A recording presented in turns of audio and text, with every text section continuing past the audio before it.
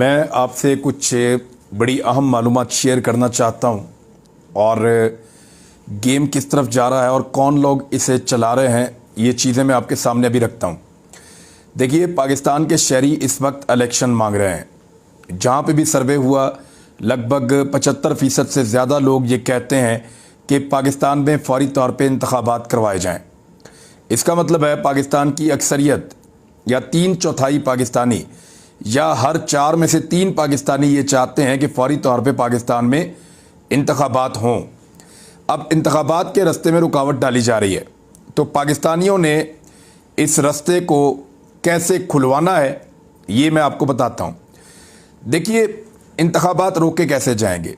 Governor तारीख नहीं देंगे, इलेक्शन कमीशन गवर्नर से तारीख मांगेगा, अदालत इलेक्शन कमीशन को बुलाएगी, तो इलेक्शन कमीशन अदालत को कहता है कि जी हमारे पास तो इख्तियार नहीं है, गवर्नर हमें तारीख देगा। गवर्नर को बुलाएंगे तो गवर्नर हालात का बहाना लगाएगा और गवर्नर मुख्तलिफ कानूनी पेचीदगियों का फ़ायदा उठाने की कोशिश करेगा। ये बार बार अपीलों में जाएंगे, इस मामले को लटकाएंगे, दूर तक ले जाने की कोशिश करेंगे, लेकिन इंतखाबात से भागते रहेंगे। अब इंतखाबात होने कैसे हैं? अल्टीमेटली इसके अंदर अदालत को रोल प्ले करना पड़ेगा।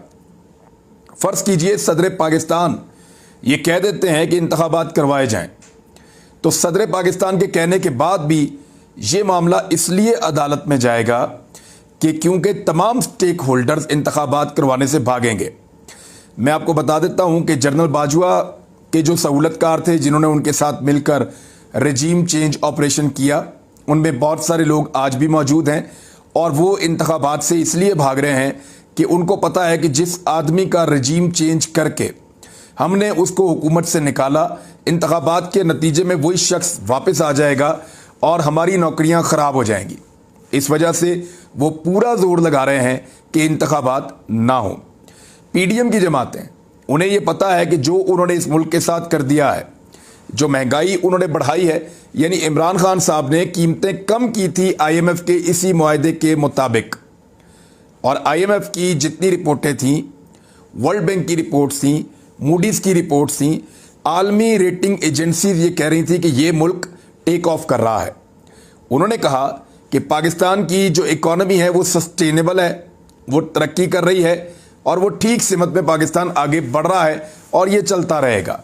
ये उन्हें लगता था जो आलमी इदारे थे। लेकिन उसके बाद जब से ये हुकूमत बनी है, इन्होंने लगातार पब्लिक पे बोझ डाला है। पहले बोझ डालते रहे मिफ्ता इस्माइल डार साहब ने, बड़े बड़े दावे किए कि मैं आऊँगा और बोझ अपने कंधों पर उठा लूँगा, लेकिन डार साहब ने आकर गरीब की कमर तोड़ दी और ज़्यादा बोझ डाला और ज़्यादा गरीब को परेशान किया। अब मरियम नवाज़ बैठकर लतीफ़े सुना रही हैं टीवी चैनल्स के ऊपर। उनका ये कहना है कि डार का ये गुनाह है कि वो कीमतें कम करता है, और वो ये कह रही है कि शौकत तरीन कीमतें बढ़ाते थे, डार कम करते हैं। हद हो गई वैसे।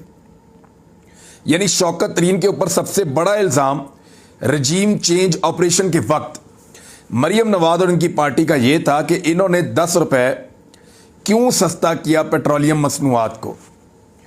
इनके ऊपर जो सबसे बड़ा इल्ज़ाम था वो ये था कि इन्होंने पेट्रोलियम मसनूआत को, यानी डीजल को और पेट्रोल को सस्ता क्यों किया, और इन्होंने बिजली की कीमत कम क्यों की। सबसे बड़ा इल्ज़ाम शौकत तरीन पर यह था कि इसने कीमतें कम कर दी हैं और उन्होंने उसका पैसा भी मैनेज कर लिया था।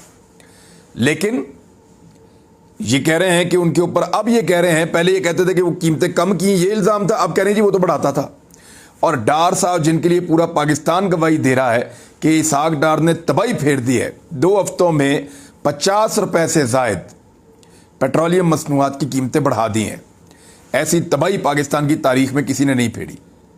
डॉलर को 270 तक तकरीबन पहुंचा दिया है। ऐसी तबाही पाकिस्तान की तारीख में किसी ने नहीं फेरी। मरियम नवाज कह रही है कि वो तो सस्ती कर रहे हैं चीज़ें, और डार साहब रिलीफ देते हैं तो ये उनका गुनाह है। कौन सा रिलीफ दिया है? मरियम नवाज साहबा को कभी मेरे ख्याल में अपने घर का सौदा लाने का इत्तफाक नहीं हुआ। उन्हें आइडिया नहीं है कि बाज़ार में चीज़ें किस भाव पे बिकती हैं। वो जो गरीब लोग बेचारे दुकान पे जाते हैं, उनसे पूछें कि वो आटा कितने का ले रहे हैं।